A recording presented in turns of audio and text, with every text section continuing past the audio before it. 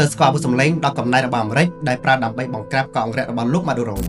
យោធាសារអាមេរិកបានបង្កើតនិងដែលប្រើប្រាស់អាវុធដែលប្រើប្រាស់ថាមពលបច្ចេកសម្លេងដែលមានសមត្ថភាពធ្វើឲ្យសត្រូវវង្វេងស្មារតីឬក៏បាត់បង់សមត្ថភាពធ្វើសកម្មភាពតែម្ដងដោយវាប្រើប្រាស់រលកសម្លេងជំនួសឲ្យការប្រើប្រាស់ប្រព័ន្ធកាំភ្លើងប្រព័ន្ធអាវុធនេះដំណើរការដោយការបញ្ជូនសម្លេងកម្រិតខ្លាំងទៅកាន់តំបន់ជាក់លាក់ណាមួយដែលអាចបង្កឲ្យមានការឈឺចាប់ខ្លាំងចង្អោរចង្អួតវិលមុខនិងបាត់បង់លំនឹងក្នុងចំណោមអាវុធទាំងនេះខ្លះត្រូវបានរចនាសម្រាប់គ្រប់គ្រងហ្វូមនុស្សនិងខ្លះទៀតសម្រាប់ប្រើប្រាស់ក្នុងកិច្ចការការពារបរិវេណទីតាំងសំខាន់ៗដោយខុសប្លែកពីអាវុធធម្មតាប្រព័ន្ធអាវុធដែលផ្អែកលើសម្លេងនេះត្រូវបានចាត់ថ្នាក់ថាជាប្រភេទអាវុធដែលមិនបង្កគ្រោះថ្នាក់ដល់ជីវិតនោះឡើយប៉ុន្តែប្រសិនបើប៉ះទង្គិចនៅរលកសម្លេងនេះក្នុងរយៈពេលយូរឬក្នុងចម្ងាយគៀកពេកវានៅតែអាចបង្កឲ្យមានរបួសស្នាមផងដែរការប្រើប្រាស់បច្ចេកវិទ្យានេះបានក្លាយជាប្រធានបទជជែកដេញដោលយ៉ាងក្តៅគគុកនៅក្នុងចំណោមអ្នកវិទ្យាសាស្ត្រនិងអង្គការសិទ្ធិមនុស្សនានាបើតាមការយល់ឃើញរបស់អ្នកវិភាគយោធាអាវុធសម្លេងនេះគឺជាផ្នែកមួយនៃប្រភេទអាវុធនៅក្នុងសម័យសង្គ្រាមទំនើបនេះដែលកំពុងមានសន្ទុះកើនឡើងដែលក្នុងនោះការគ្រប់គ្រងនិងការទប់ស្កាត់សត្រូវកាន់តែពឹងផ្អែកខ្លាំងឡើងទៅលើបច្ចេកវិទ្យាដែលប្រើប្រាស់ថាមពលជាជាងគ្រប់ការភ្លុំពិតតែបើយោងតាមប្រភពបាច់ឃ្លេមួយចំនួនបានអាងថាការចោទចាប់មេដឹកនាំនៃប្រទេសវេណេស៊ុយអេឡាគឺលោកនីកូឡាស់ម៉ាឌូរ៉ូយោធាអាមេរិកក៏បានប្រើប្រាស់អាវុធសម្លេងនេះផងដែរដើម្បីបង្អាក់សមត្ថភាពកងរៈរបស់លោកម៉ាឌូរ៉ូនិងចាប់លោកបានដល់ងាយបែបនេះ